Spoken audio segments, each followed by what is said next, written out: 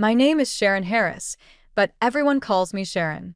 I'm 28, a playwright with a small apartment in Portland, Maine, and a heart that's carried a decade-old wound like a stone in my pocket. I grew up in Bar Harbor, a coastal town where lobster boats bob in the harbor and everyone knows your business.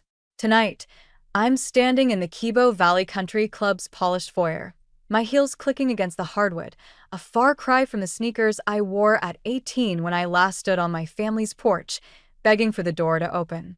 In my hand is a yellowed envelope, my handwriting scrawled across it in fading blue ink, the letter my father, Daniel Harris, hid to rewrite my life. The air smells of rosemary-crusted roast and cheap Chardonnay.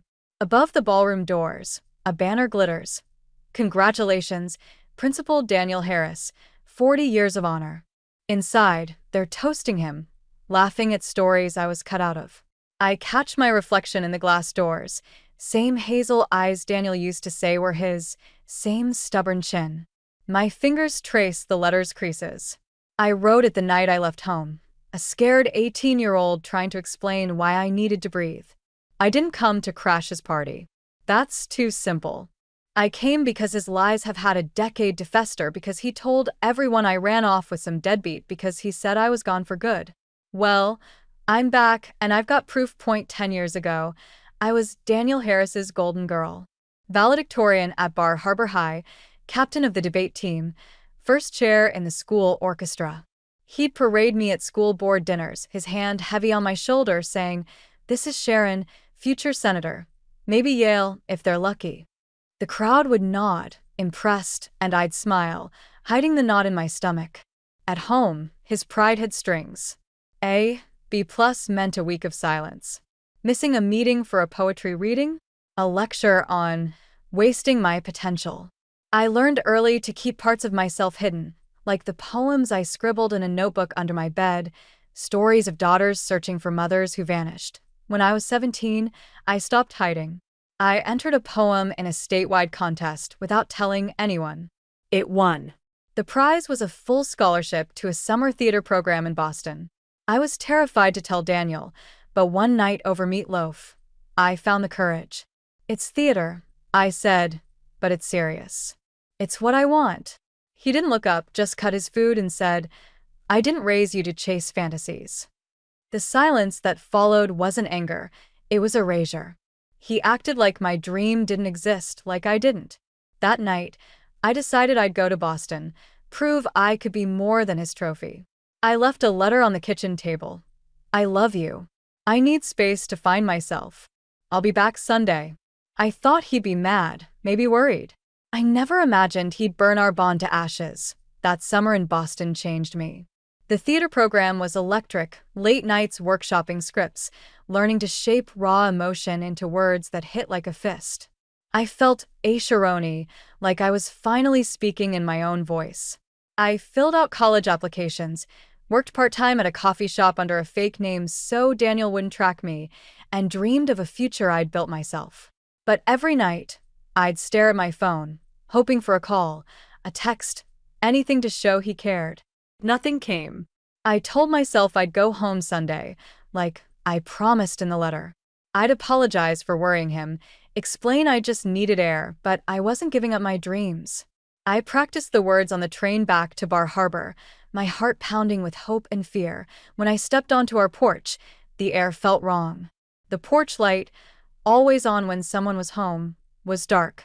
My key didn't turn. I jiggled it, thinking it was stuck, then tried again. My stomach dropped. I rang the bell, knocked, called Daniel's phone. Straight to voicemail. My mother, Margaret, too, nothing. Then I saw it. My suitcase, neatly zipped beside the porch swing, like it was waiting for pickup. On top, a plastic bag held my birth certificate, my social security card, and a post-it note in Daniel's sharp handwriting. "You made your choice. Good luck." My hands went numb. I sat on the steps, staring at the door, willing it to open. Hours passed. Neighbors walked by with their dogs, their glances heavy with pity or judgment. The door stayed shut. 2 days later, I was crashing on Tara Nguyen's couch in Portland. Tara was a coworker from the coffee shop, the kind of friend who didn't ask too many questions but always had a spare blanket. I logged into Facebook, hoping for a message and explanation. Instead, I found a post from my aunt. "Please pray for our family. Sharon ran away, left a cruel note, and we're worried she's with someone dangerous." The comments poured in. "So sorry, praying for you." She always seemed troubled. My jaw clenched. Daniel hadn't just locked me out. He'd rewritten me as a reckless runaway, maybe even unstable. My mother blocked my number. My English teacher, who'd praised my poetry, stopped replying. Worst of all, my college acceptance to Boston University was rescinded after my transcript was marked incomplete. I wasn't just abandoned, I was erased. I cried that first night on Tara's couch, muffling sobs into a borrowed sweatshirt. By the third night, I learned to cry silently. I got a job waitressing at a 24-hour diner on Commercial Street, serving truckers and insomniacs. The coffee was bitter, but it kept me awake for community college classes I paid for in installments. My bank account hovered near zero, but I kept going. Every shift, every essay, every sleepless night was a brick in a new foundation. I didn't tell anyone in Portland about Bar Harbor. When people asked about my family, I'd say, "They're back in Maine," and change the subject. The truth hurt too much. I wasn't just alone. I was invisible to the people who were supposed to love me most. The years in Portland weren't easy, but they were mine. I worked double shifts at the diner, my sneakers sticking to the linoleum, the smell of grease clinging to my hair. Community college became my lifeline, night classes in literature and theater, where I could lose myself in stories that didn't hurt. I started writing again. Not poems this time, but scripts. Short scenes at first, then a full solo play called Unwritten. It was about a girl whose family erased her, not with a fight, but with silence. Every word came from the ache in my chest, the part of me that still woke up some nights expecting to hear my father's voice calling me to dinner. Tara was my rock. She'd sit on her lumpy couch, reading my drafts, saying, "Sharon, this is raw. This is you." She was a painter, always covered in acrylics, and her tiny apartment felt more like home than Bar Harbor ever had. One night, a local theater group let me stage Unwritten in a black box space downtown. Only a dozen people showed up, but one was a writer for a Maine arts magazine. She loved it, wrote a feature called Voices from the Edge, a playwright's redemption. It wasn't the New York Times, but it felt like a spotlight on the life I'd built from nothing. I framed the article, hung it above my desk in the studio apartment I finally afforded. Reminder that I wasn't invisible anymore. Then came the message that cracked everything open. It was from my cousin Sadie Coleman, who I hadn't spoken to since we were teens sneaking ice cream on the pier. She was always the wild one. Pink hair, skipping school, grounded more than she was free. Her Facebook message was 6 words. "I found something. It's about you." My heart stopped. I didn't reply for days, scared of what it might mean. Finally, I called her. Her voice trembled. "I'm sorry, Sharon. I believed what they said. We all did."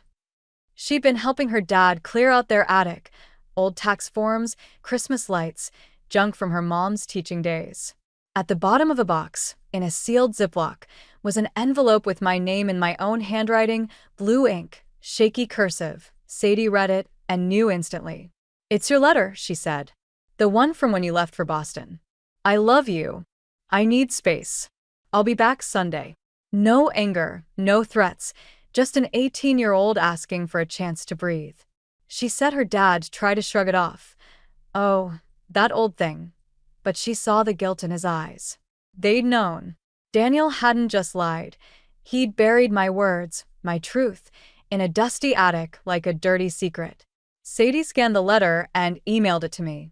I printed it, smoothed the creases, and stared at it for hours. It was like finding a piece of myself I'd been told never existed. For the first time in years, I didn't feel crazy. The letter was proof. I hadn't run away. I'd been pushed out, and Daniel had built his perfect image on that lie. The letter sat on my desk for a week, next to a half-dead plant and a mug of coffee I never finished. Every time I looked at it, I saw the porch, the locked door, the post-it note in Daniel's handwriting. I saw the years I'd spent rebuilding, birthdays alone, holidays working the diner, the college I never got to attend. The silence from Bar Harbor was louder than any argument, a reminder that I'd been erased not just from my family, but from an entire town. Then I saw the invite on the school district's website. Join us to celebrate Principal Daniel Harris's retirement. 40 years of honor and family. That word, family, felt like a slap. It wasn't sadness that hit me or even anger. It was clarity. He'd built his legacy on a lie, and I was done letting it stand, and I didn't decide right away. I'd pace my apartment, the letter in one hand, the magazine article in the other. I'd earned my place in Portland, a life carved from grit and late nights. But Bar Harbor still haunted me, a ghost I couldn't outrun.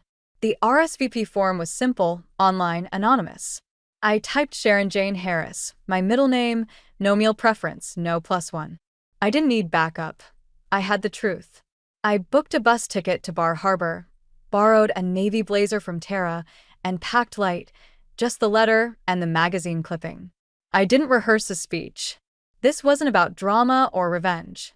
It was about standing in a room full of people who believed his story and saying, "This is who I am. You don't get to rewrite me." The night before I left, I sat with Tara at her kitchen table, splitting a pizza. "You sure about this, Sharon?" she asked, paint smudged on her cheek. I nodded, but my stomach churned. "I'm not doing it for him," I said. "I'm doing it for me." She squeezed my hand. "Then go be you." The bus ride to Bar Harbor was quiet, the main coast blurring past, rocky shores, pine trees, the smell of salt. I kept the letter in my coat pocket, my fingers brushing it like a talisman. I thought about Daniel, the man who'd built a career on shaping kids, on discipline and respect. He'd shaken hands at graduations, pinned awards on bulletin boards, smiled for photos. But he'd left one picture out, mine. I wasn't going to scream or cry. I was going to walk in, look him in the eye, and remind everyone, you can't bury the truth forever. 2 hours before the party, I stood on my old porch. The paint was chipped, the garden overgrown, the air heavy with the neighbors grilling. I rang the bell, not expecting an answer. Then the door cracked open. Margaret, my mother, looked smaller, her hair gray, her shoulders hunched like the years had worn her down. Her eyes met mine, and for a second, I saw something, guilt, maybe love. "Sharon," she whispered, like saying my name hurt. I didn't hug her. I just asked, "Did you know? About the letter?" She nodded, eyes dropping. "I wanted to find you," she said, "but he said you were trouble, that reaching out would make it worse." I stared at her, the woman who'd let me beg on that porch. "You believed him," I said. It wasn't a question. She wasn't the enemy, but she wasn't my ally either. She was just another silence I had to break. The Kibo Valley Country Club glowed under string lights, the kind of place where Bar Harbor's elite gathered to pat each other's backs. Inside, the ballroom smelled of overcooked steak and too sweet wine. Laughter bounced off wood panel walls, and a banner proclaimed Daniel Harris, a legacy of honor. I stood at the back, invisible for now, watching people clink glasses and pose for photos by a poster of my father's career, graduations, awards, smiling students. None of those smiles were mine. My hand rested on the letter in my pocket, its edges worn from years of being hidden, then found. I wasn't here to ruin his night. I was here to reclaim mine. They called Daniel to the stage, the crowd standing to applaud. 40 years of service, a mentor, a father figure. He walked up in a crisp gray suit, his smile polished, untouchable. The mayor was there, the school board, old teachers who'd once graded my essays. I waited, letting the applause fade, my heart steady but loud. Then I moved one step, then another. Heads turned. Whispers started. A woman dropped her fork. Daniel saw me, and his smile cracked, just for a second. He leaned close as I reached the mic, his voice low. "Sharon, not here." Too late. I was already speaking. "Hi, I'm Sharon Harris," I said, my voice clear, cutting through the room. "Daniel's daughter." Gasps rippled, glasses froze midair. 10 years ago, my father told you I ran away, that I left in anger, that I was gone for good. I pulled the letter from my pocket, held it up. This is the note I left when I was 18. Let me read it. I unfolded it, my hand steady, and read slowly. I love you. I need space to find myself. I'll be back Sunday. I looked up, meeting eyes in the crowd. Teachers, neighbors, people who'd prayed for the troubled girl. Does that sound like a runaway? Silence hit like a wave, heavy, pressing into my bones. Then Sadie stood, holding her phone, the scanned letter glowing on the screen. He hid it, she said, her voice shaking but loud. For 10 years, he let us believe a lie. The room shifted. A teacher, Mrs. Ellis, who taught me history, whispered, I always wondered why you disappeared. Another voice, Sherry's, what else did he hide? Daniel's jaw tightened, his hands twitching like he wanted to grab the mic. He stepped forward. Sharon, that's not the whole story. I held up a hand. You've had 10 years to tell yours. This is mine. The crowd was unraveling his legacy, thread by thread. The superintendent, who'd toasted him minutes ago, stepped back, arms crossed. A guidance counselor muttered, You said she had a breakdown. Sadie's voice cut through again, showing the letter to a table nearby. This is her handwriting. She never ran. I didn't need to say more. The room was doing it for me, their whispers like cracks in a dam. Daniel's empire wasn't stone, it was glass, and I'd just thrown the first stone. I looked at him, not with anger, but with something Sherry's, truth. For the first time, I saw him small, not the principal, not the hero, just a man who'd buried his daughter to save his name. The ballroom felt like it was holding its breath. Daniel stood at the podium, his face pale, the crowd's eyes darting between us. My letter hung in the air like a ghost, its words louder than the jazz band that had stopped playing. I didn't flinch as he tried to salvage his moment, waving a hand like I was a minor disruption. Let's not get emotional, he said, forcing a chuckle. But the room wasn't his anymore. People leaned forward, some with pity, others with suspicion. The truth doesn't whisper. It screams, and they were hearing it now. Mrs. Ellis, the history teacher, stood up, her voice shaking. You shut down the arts program right after Sharon left. Said it was a budget issue. Was that true? Murmurs grew. A man in the back, Mr. Thompson, the old guidance counselor, added, You told us she was unstable, Daniel. That we shouldn't reach out. I didn't need to push. The cracks were spreading on their own. The superintendent, who'd been all smiles during the toast, now stood off stage, his face stone. A woman near the front, someone's mother, said loudly, You let us think she abandoned you. For your image. Daniel's hands gripped the podium, but he didn't answer. He couldn't. My mother, Margaret, sat at a table near the stage, her eyes fixed on her lap. I wanted her to look at me, to say something, but she didn't. Earlier, on the porch, she'd admitted she believed Daniel's lies, too scared to question him. Now, she was just a shadow in the room, neither defending him nor me.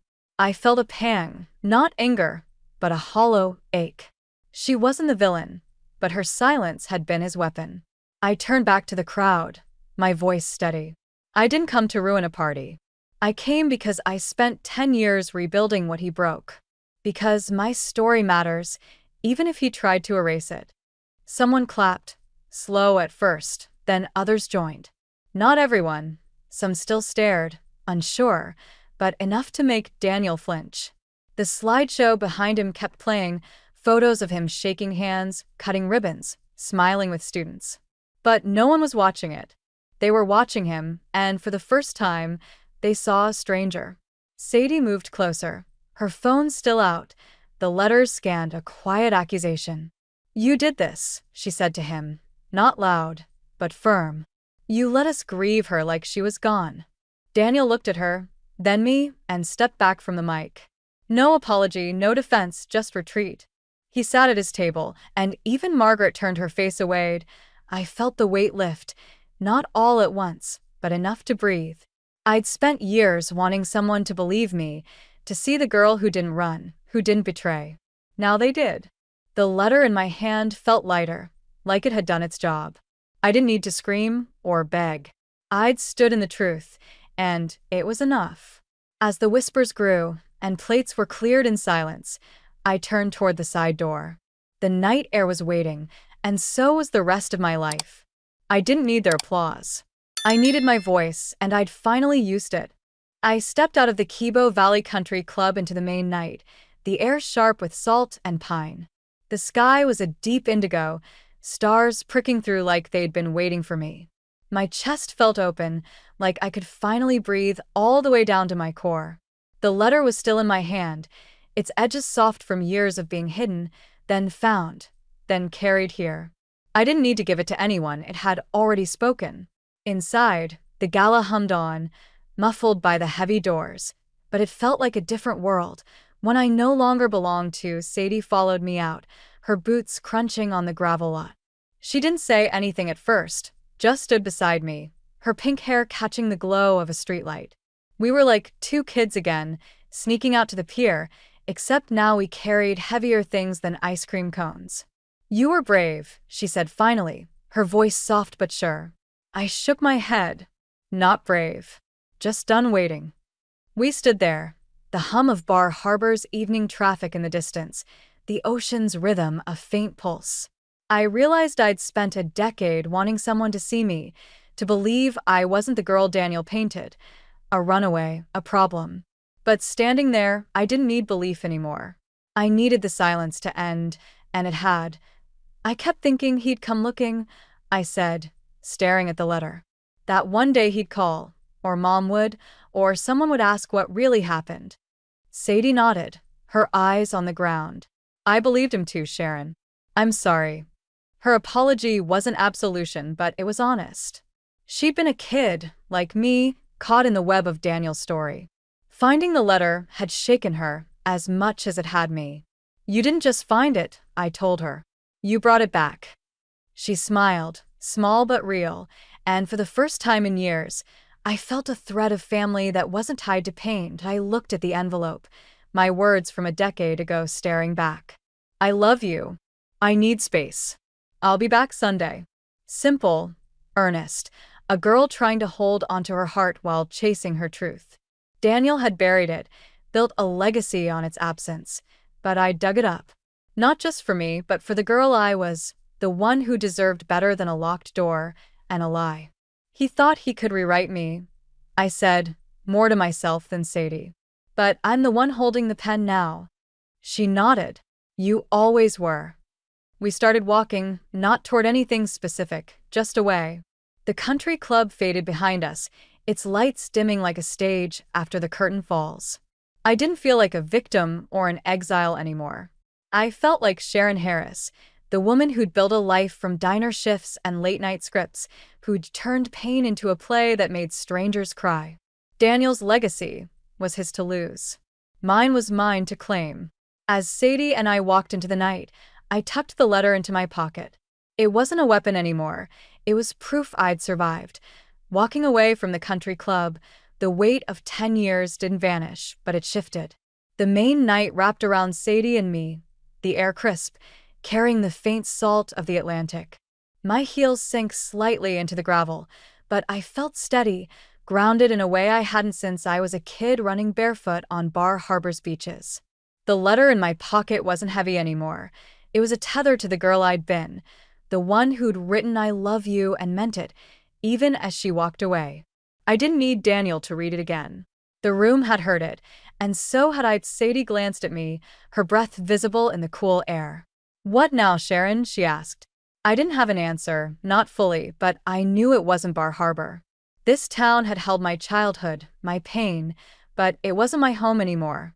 Portland was, my tiny apartment, Tara's paint-splattered couch, the theater where unwritten had found its voice. "I go back," I said. "I keep writing." She nodded, like she'd expected it. "You're good at that. Making something out of nothing." I smiled, the first real one all night. I had practice.